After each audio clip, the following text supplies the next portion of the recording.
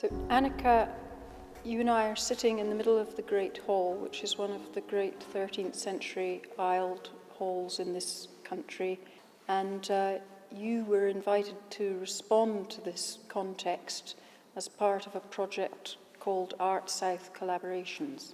I was very impressed, of course, of the space because it's so massive and it has such history. I feel that I don't know enough, and it makes me quite scared. And that was initially the text, something about being scared or like being impressed about something and you can't relate to it.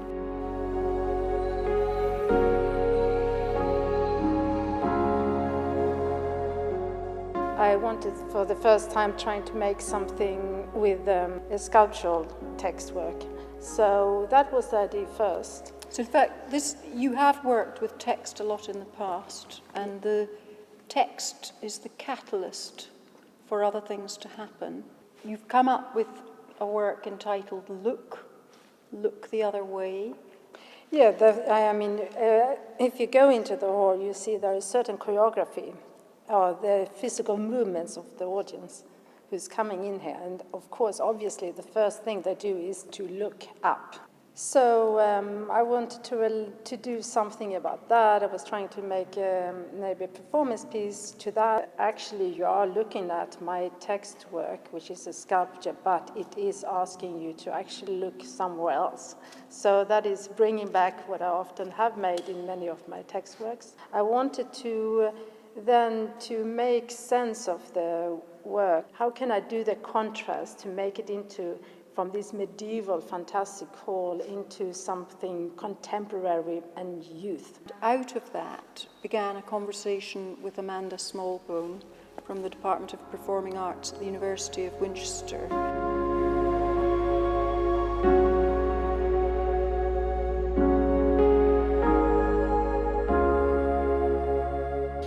We had an initial meeting in the hall here with Annika a few months ago, and the idea was that we would just meet and have a discussion of ideas, and we had a few key themes that began to emerge. So the different genres of vocal genres.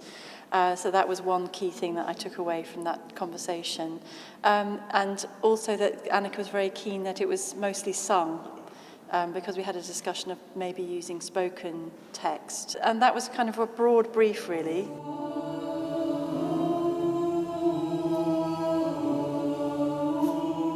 Having got the brief, I think you've got the idea, okay, so this is the brief, we need to follow the brief, and then it's like, I can think of, what can come out of that? Instead of following the brief, you can develop the brief, possibly more.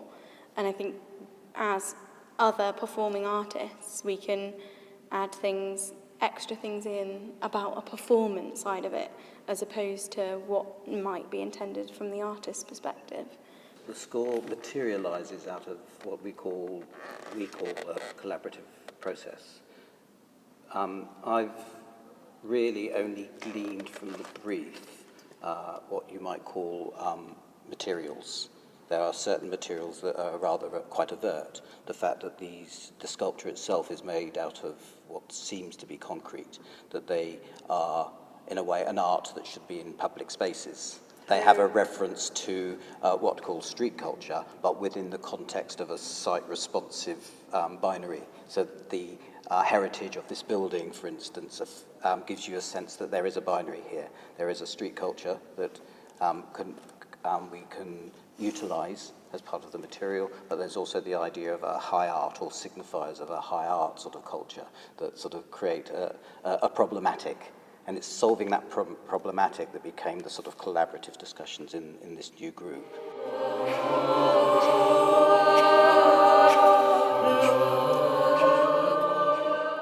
I wanted to record something from this choir, and that as if it was a DJ playing different kind of songs, and make the choir into that record. Yes. But as a live performance.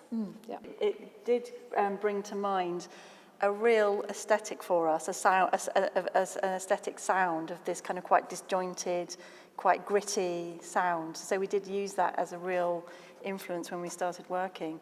So one of the really interesting things for me about this whole project and about the piece is that it will evolve over the 3 months that it is in situ. And the idea that we have different audiences coming through, it's evolving all the time. So I think that's quite fascinating. So we will have performances at different times of the day. The light will change with the time, and that will change the way that the piece is received, I think.